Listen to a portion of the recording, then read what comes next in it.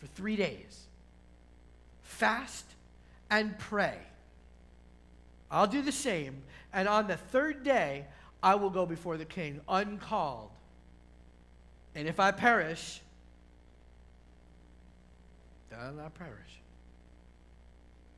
And so, building all of this up, on the third day, she goes into the king. And you would think that on that third day, after praying and all that kind of stuff, she would go into that courtroom and she would say, my husband, I am Jewish, save us.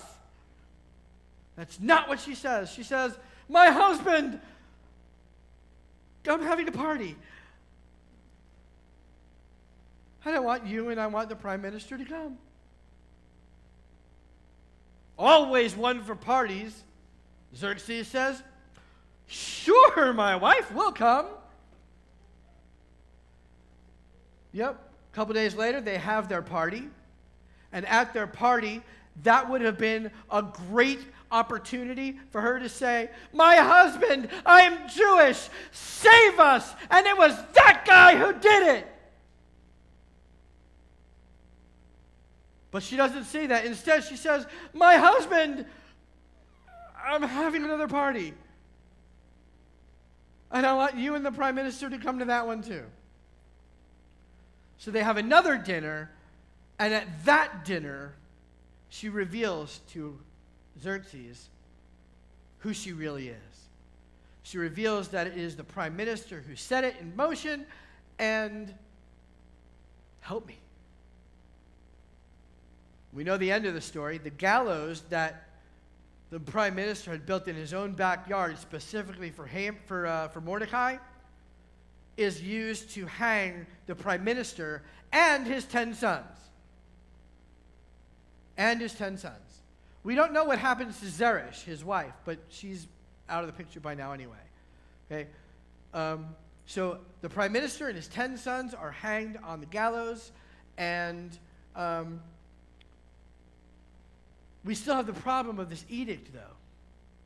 See, the law in Persia was that once an edict was sealed by the king's ring, it could not be repealed.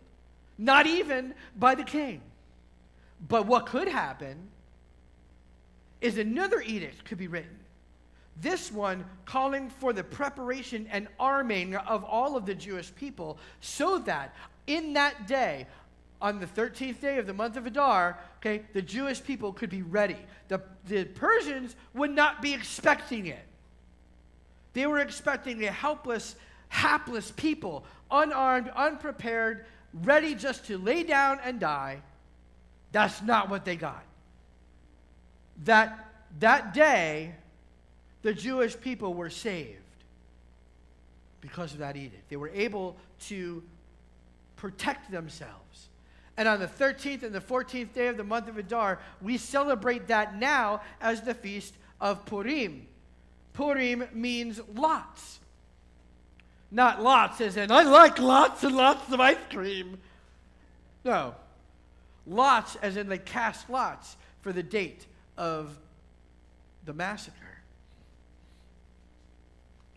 So, great ambition and conquest without contribution is without significance. This applies personally to each and every one of us. Now, I don't know what's going on right now in each of your lives. I don't. I probably couldn't remember even if you told me. But think about Queen Esther. Think about what Mordecai said to Queen Esther in Esther 4:14. And I'll paraphrase. You are in a perfect place to do something great for God. We didn't know why you got chosen to be where you are. We don't know why you had to go through what you had to go through to get where you are right now. But we do know this. God has got you where you are right now for a reason. And he's calling you to do what you have been called to do. You are called to be a banner for God. God is working in this world through you. And now I'm not talking to Esther. I'm not Mordecai talking to Esther. I'm talking to you right here, right now, Leesburg, Virginia. God is building his kingdom through you right now. He is working out his story in you. You are called and meant to be a banner for God. Do you believe that? That God can use you as a banner for himself? Absolutely he can. He does it all the time. And do you know that in the Hebrew, the word for banner is nes? It's the root word of the word that means miracle. You can be God's miracle for somebody. That is what we are called to do. That is the contribution that we are called to make. And great ambition and conquest without contribution is without significance. We are called to be miracles in this world, banners for God. It also applies congregationally. This congregation is called to make an impact in this world, in this society, right here in Loudoun County, in Leesburg. We're called to make an impact. I was really, really worried when we moved out of our last building to this location about a year ago. We had been doing actually not a whole lot in our community at the time.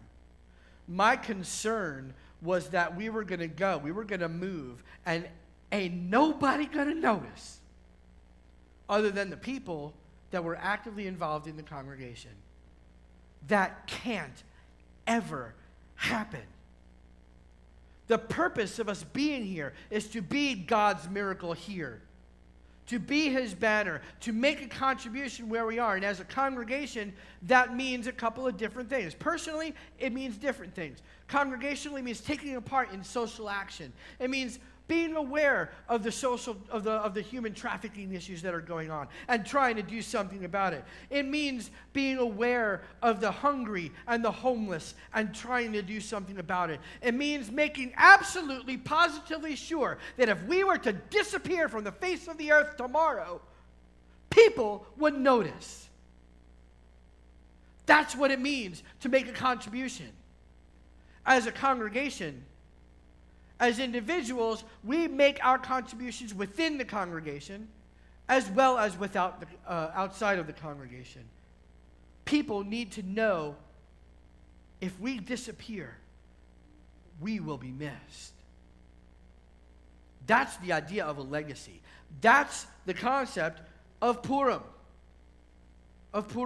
We remember this time because God told us we needed to remember Amalek, to blot his name out because he came against Israel.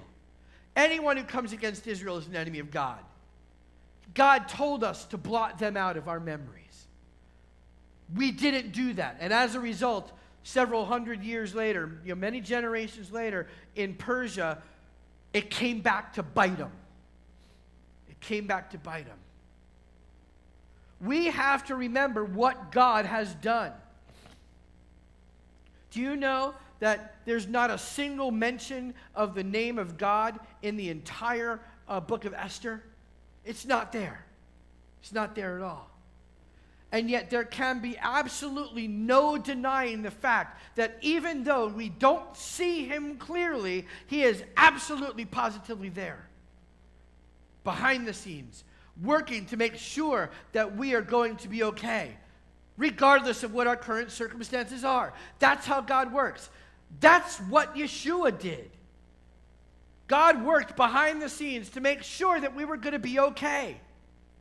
He gave us his son so that we would be okay, so that we would have an entrance into the tabernacle, so that we would be able to enter into that relationship with God that we couldn't do otherwise. That one entrance, remember? So we have to remember what God has done, and we have to remember what he has told us to do, and he has told us to remember. He has told us to blot out that name of Amalek. And we have to remember the consequences of our disobedience. When we fail to do what God has called us to do, salvation will come from someplace else, but we will perish.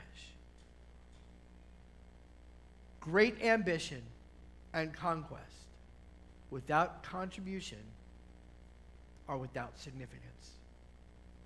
What will your contribution be? Avinu Shabbat Shemayim, our Father in heaven, you are an incredible God. You do all things to the glory of your name, and that includes saving each one of us. You made yourself a little lower than the angels for us. You have given everything. Lord, we want to know how you want us to give back. What can our contribution be? Lord, if we don't know, tell us, show us, help us. We rest on you. You are our rock and our salvation. You and you alone.